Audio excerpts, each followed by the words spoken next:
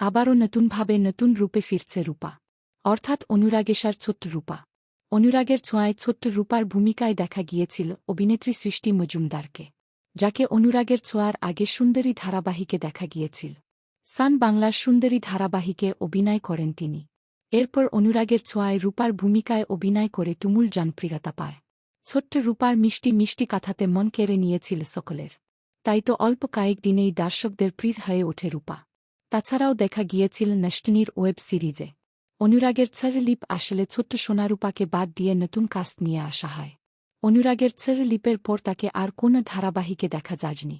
প্রায় 1 থেকে 1.5 বছর হয়ে গেলেও আর কোনো ধারাবাহিক কিংবা কোনো প্রজেক্টে দেখা যায়নি ছোট্ট রূপাকে। তবে এবার বেশ কয়েক মাস পর আবারও নতুন প্রজেক্টে ফিরতে চলেছে। জি বাংলার একটি জনপ্রিয় ধারাবাহিকে দেখা যাবে তাকে। তবে কোনো ধারাবাহিকে দেখা যাবে তা সঠিকভাবে বলা যাচ্ছে না। হতে পারে জি বাংলার আনন্দী ধারাবাহিকে দেখা যাবে তাকে।